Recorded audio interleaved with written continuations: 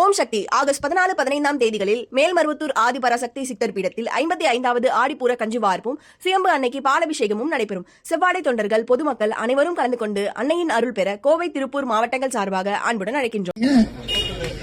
இனிமேல் பட்டு தயவு செய்து வாயை கையை மூடிக்கிட்டு சும்மா இருங்க. எது ஏறினா நமக்கு என்ன, ஓட்டு போட்டவன் தானே. அவனா பார்த்து ரோடுக்கு வந்து அவன் தலையில ஒரு மண்ணள்ளி கண்ணை போட்டுனாதான் இந்த சமுதாயத்துக்கு புத்தி வரும். நீங்க அவன் கேட்க யாராவது ஒருத்தர் இந்த மாதிரி ஏர் கண்டிஷன் பஸ் ஸ்டாப் கேட்டான், அவங்கள மாசம் ஏர் கண்டிஷன் பஸ் ஸ்டாப் கட்டினீங்களே, எல்லாம் விசிலுக்கு ஓட்டு போட்டு போற கஞ்சாட்சின்னு உட்காந்துக்கலாம். ஆக இனிமேல் பட்டாவது கட்சி வரலாறு, திமுக என்ன, பெரியார் என்ன, எப்படி 100 வருஷத்துக்கு முன்னாடி இந்த சமுதாயம் இருந்தது, எல்லாரும் இன்னைக்கு மேடையில் ஒன்னா உட்காரன்னா அதுக்கு யார் காரணம்? 100 அடி தூரத்தில் நின்னவன உட்கார வச்சு உனக்கு சீட்டு கொடுத்து உனக்கு மரியாதை கொடுத்தவன் யாரு என்பதை சொல்லுங்க, அப்பதான் புத்தி வரும். காரணம் என்னவென்று கேட்டால், அவன் யார் என்று அவனுக்கு சொல்லாத காரணத்தினால், அவன் கேட்காதே நீங்க போய் சொல்லுவோம். அது மாசு இருக்கிறார் பார், சைதாப்பேட்டை தொகுதியில அவர் செஞ்சாத மாதிரி யாரும் செய்யவே இல்லை. கலைஞரே முதலமைச்சர் இருந்தார், பெருமையா சொல்றேன். அவர் கூட அங்க ஒரு பெரிய ஹாஸ்பிட்டல் கொண்டு வர முடியல. ஏன்னா எங்க பக்கத்தில் இருக்கிற ஆலந்தூருக்குலாம் பெரிய வசதியா இருக்குது. அந்த ஹாஸ்பிட்டல் போய் வந்த நோயாளி அவன் சொந்தக்காரன் ஓட்டு போட்டு ஜெயிக்கும். அவனுக்கெல்லாம் நல்ல சாவே வராது. அப்ப நான் சொல்றேன், காரணம் உயிர் காப்பது என்பது அவ்வளவு கஷ்டமான காரியம். எத்தனை பேர் உயிரை காத்திருப்பார், எத்தனை பேருக்கு உயிர் கொடுத்தா. இங்கே கூட படிச்சார், கேன்சர் இன்ஸ்டியூட் கொடுத்தேன், இதுக்கு கொடுத்தேன், இதெல்லாம் இனிமேல் வேணாம், கட்சிக்கு அன்று கொடுங்க, அது போதும். கொடுத்ததெல்லாம் போதும், ஒரு 5 வருஷம் ரெஸ்ட் எடுப்போம். வீட்டு வரி 300 ரூபாய் கட்டினவனுக்கு 10,000 வந்திருக்கு. இதே நம்ம ஆட்சியில வந்திருந்தா கணபதி சும்மா இருந்திருப்பாருங்க, நேரா சிஎம் கிட்ட போவார், தெருவிலே நடமாட முடியும். இவர் கார்ல தான் போறாரு, சும்மானா அவர்கிட்ட வந்து தெருவிலே நடக்க முடியல. ஜனங்கள்லாம் பிள்ளைன்னு பிடிச்சிக்கிது. இப்ப அந்த ஜனங்களா எங்க போச்சு? 300 ரூபாய் கட்டின வீட்டுக்கு 10,000 ரூபாய் போட்டிருக்கிறான். 150 ரூபாய் கரண்ட் பில்லு இந்த இடத்துல 1000, 2000 வருது. இப்பதான் ஜனங்க கொஞ்சம் கொஞ்சமா மது கிணத்துல விழுந்த வண்டு எப்படி வெளியே வந்தவொடனே கொஞ்சம் அப்படி தள்ளாடி வருதோ, அது போல மக்கள் கொஞ்சம் கொஞ்சமா வெளியில வர்றான். இப்பதான் போன் பண்ணவே ஆரம்பிக்கிறான். சார் அங்க தண்ணி வரலையா, வராம போட்டோம். லைட் எரியலையா, இன்னும் 2 ஃபியூஸை போடுங்க. காரணம் என்னவென்று கேட்டால், இந்த சமுதாயத்துக்கும் இந்த நாட்டுக்கும் தளபதி செஞ்சதை போல 8,000 ரூபாய் வாங்கி மாத்தி போட்டு எவன் கொடுத்தான்? இது வரலாம் யார் கொடுத்தா? எங்களுக்கு ஒன்றும் கஷ்டம் கிடையாது, நாங்க ஒன்றும் செத்து போறது கிடையாது. பல முறை ஆட்சியில் இல்லாமல் பழக்கப்பட்டவர் நாங்கள். இந்த கட்சியில் 63 வருஷமா நான் இருக்கிறேன். பல முறை ஆட்சி வந்துச்சு, ஆட்சி போச்சு.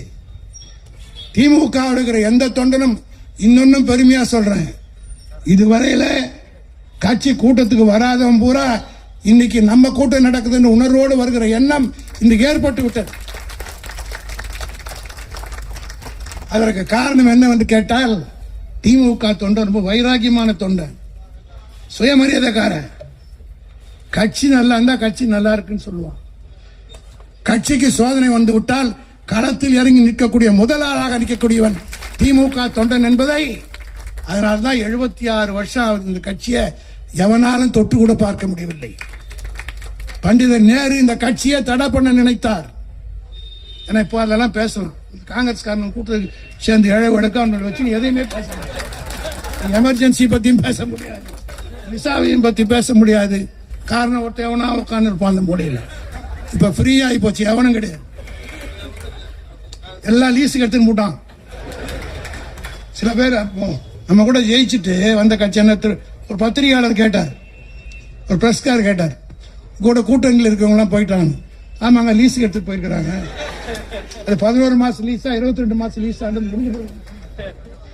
ஆக லீஸுக்கு எடுக்கிறவங்க வேற, ஓனர்ஷிப் வேற. ஓனர் நாங்க தான், லீஸ் அவங்ககிட்ட இருக்கு. ஆகவே அந்த பண்டித நேரு என்ன சொன்னார் தெரியுமா? I will back the DMK to whichever nation it wants என்று சொன்னார். அது மட்டுமல்ல, 1962 50 இடம் ஜெயிச்ச உடனே திமுக இருக்க இளைஞர்கள் புரிஞ்சுக்கணும், திமுகவை தடை செய்வதற்காகவே ஒரு சட்டத்தை கொண்டு வந்தார் நேரு தெரியுமா? 15 இடம் தான் 50 ஆன உடனே இதே தமிழ்நாட்டை சார்ந்த சிபி ராமசாஹிப் ஐயங்கார் என்கிறவருடைய தலைமையில் நேஷனல் இன்டகிரேஷன் கவுன்சில் ஒன்று ஏற்படுத்தி திமுகவை தடை, அப்போ திராவிட நாடு கொள்கை நமக்கு இருந்தது, திராவிட நாடு கேட்டோம். என்ன பண்ணார் தெரியுமா நேரு? இனிமேல் நான் பிரிவினை நாடு கேட்டால் 7 வருடம் தண்டனை என்று திமுகவுக்காகவே சட்டத்தை கொண்டு வந்தவர் நேரு. அந்த நேருவே மீறி வெற்றி பெற்ற கட்சி திராவிட முன்னேற்ற கழகம் என்று கூடாது. அவர் பெற்ற மகளுக்கு 69 ஆபத்து வந்த போது கை கொடுத்து காப்பாற்றிய தலைவன் தான் தலைவர் கலைஞர் என்பதை மறந்து விடக்கூடாது. ஆக எவனோ வருவான், யார் யாரோ கட்சி ஆரம்பிப்பான். தயவு செய்து நாம் அதை பற்றி கலங்க வேண்டிய அவசியம் இல்லை.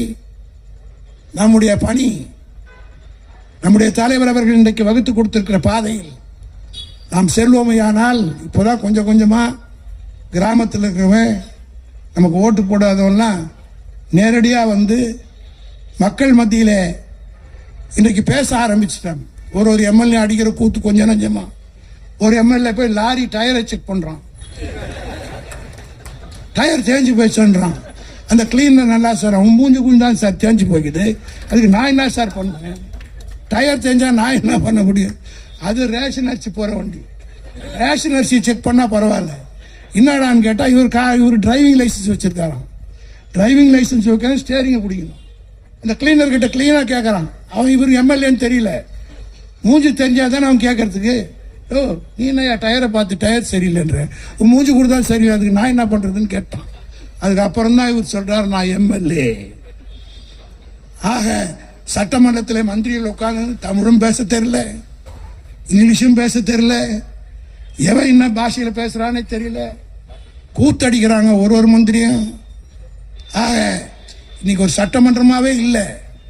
இன்னைக்கு கூட வரும்போது மாசு சொல்லிட்டு வந்தார், முதலமைச்சர் வாய் திறக்காத முதலமைச்சர் மௌன கீதம் பாடிக்கொண்டிருக்கிறார், யார் யாரையோ பேச விட்டுக்கிட்டு இருக்கார். முக்கியமான மாநாடுகளில் கூட இன்றைக்கு முதலீட்டாளர் மாநாடுன்னு நடந்தது. அந்த முதலீட்டாளர் மாநாட்டுக்கு வந்தவர்கள் பூரா தளபதி மு.க. ஸ்டாலின் இருக்கிற போது போடப்பட்ட ஒப்பந்தமே தவிர இவரால் அல்ல. இப்படி எல்லா சாதனையும் செஞ்சிட்டு இருக்கோம். தயவு செய்து நான் கழகத்தோழரை கேட்டுக்கொள்ள விரும்புகிறேன். தலைவர் சிறப்பான திட்டங்களை எல்லாம் கட்சிக்காக வகுத்துக் கொண்டிருக்கிறார். ஒன்றும் இல்லை, 6 மாசம் அல்லது நான் சொன்ன மாதிரி போனா 11 மாசம் லீஸ், அவ்வளவுதான். அதற்கு பிறகு எல்லா தேர்தலையும் நாம் தான் வெற்றி பெறுவோம். இதே போல்தான் 84 ஒரு தேர்தல் நடந்தது. நோவுக்கு ஒரு ஓட்டு, சாவுக்கு ஒரு ஓட்டு போட்டு க்ளோஸ் பண்ணிட்டான் நம்மள. எதிர்கட்சியா கூட நம்ம வரல. 84 86 அதற்காகத்தான் எம்ஜிஆர் என்ன பண்ணாருன்னா 10 வருஷமா உள்ளாட்சி தேர்தல் நடத்த எம்ஜிஆர் நாம பிரச்சாரத்துக்கு போகாமலேயே நாம அமெரிக்காவில் இருக்கிற போதே இவ்வளவு பெரிய வெற்றி நாம் பெற்றோம்னா உள்ளாட்சி தேர்தலை வைக்கலான்னு வச்சாரு. அப்ப கூட சென்னை கார்பரேஷன் வைக்கல, மற்றதுக்கெல்லாம் வச்சார். 86 தேர்தலில் அருணாச்சலம் போரூர்ல வெற்றி பெற்றாரு, நான் ஆலந்தூர்ல வெற்றி பெற்றேன். தமிழ்நாடு பூரா 11 பேர் தான் ஏடிஎம்கே வெற்றி பெற்றாங்க. 102 நகராட்சிகளில் எல்லா நகராட்சி, பேரூராட்சி, உள்ளாட்சி, ஊராட்சி ஒன்றியத்துக்கெல்லாம் டைரக்ட் எலெக்ஷன். ஏன் இதை சொல்கிறேன் என்று சொன்னால், இன்னும் 6 மாதத்தில் உள்ளாட்சி தேர்தல் வரப்போகுது. நிச்சயமாக மக்கள் இதற்குரிய மாற்றத்தை நமக்கு வாக்களிக்க தயாராக காத்து கொண்டிருக்கிறார். காரணம் அவ்வளவு கோபத்தில் இருக்கிறாங்க. தெரியாம ஏமாந்து ஓட்டு போட்டோம், புள்ள சொல்லிச்சு, பேரன் சொன்னா, பேத்தி சொன்னா, எல்லாம் பேரன் பேத்தி பேச்ச கேட்டெல்லாம் ஓட்டு போட்டோமே. நீங்க வீட்டு வரி ஏறி போச்சு, அந்த பேச்சுக்கிட்டே இறக்க சொல்ல. இன்னும் பல கஷ்டங்கள் இந்த நாட்டுக்கு வரப்போகுது. பல்வேறு தொல்லைகள் வரப்போகுது. எவ்வளோ குடிச்சாங்க. அண்ணா யூனிவர்சிட்டியில் ஒரு சம்பவம் நடந்தது. 85 நாளில் வழக்கை முடிச்சு தண்டனை வாங்கி கொடுத்த தலைவர் தளபதி மு.க. ஸ்டாலின். இன்னைக்கு இவங்க ஆட்சியில் இவங்க வந்து 100 நாளாவது. ஸ்ரீவைகுண்டத்துக்கு பக்கத்தில் சம்பவம் நடந்து ஏறத்தாழ 80-90 நாளாவது. இன்னும் எஃப்ஐஆரே போடல, இன்னும் கேஸே ஆரம்பிக்கல. ஆனால் எங்கள் தலைவர் 85 நாள்லேயே வழக்கை முடிச்சு தண்டனை வாங்கி கொடுத்து, லைஃப் தண்டனை வாங்கி கொடுத்த தலைவர் தளபதி. இப்படி எல்லாத்தையும் செஞ்சோம். ஆனால் மக்கள் உணர்வார்கள். கழகத்தோட தெம்பாருங்க, எந்த விதமான கவலை இல்லை. மீண்டும் நாம் தான் வருவோம். தலைவர் அதற்குரிய கலைஞர் அவர்கள் காட்டிய வழியில் இந்த கட்சியை தளபதி நடத்தி கொண்டிருக்கிறார். அவருக்கு உறுதுணையாக நாம் எல்லாம் இருப்போம் என்ற உறுதிமொழியை இந்த நினைவு நாள் எடுத்துக்கொள்வோம் என்று சொல்லி என் உரையை நிறைவு செய்கிறேன். நன்றி, வணக்கம். ஓம் சக்தி ஆகஸ்ட் 14, 15 தேதிகளில் மேல்மருவத்தூர் ஆதிபராசக்தி சித்தர் பீடத்தில் 55வது ஆடிப்பூர கஞ்சி வார்ப்பும் சுயம்பு அன்னைக்கு பாலபிஷேகமும் நடைபெறும். செவ்வாடை தொண்டர்கள் பொதுமக்கள் அனைவரும் கலந்து கொண்டு அன்னையின் அருள் பெற கோவை, திருப்பூர் மாவட்டங்கள் சார்பாக அன்புடன் அழைக்கின்றோம்.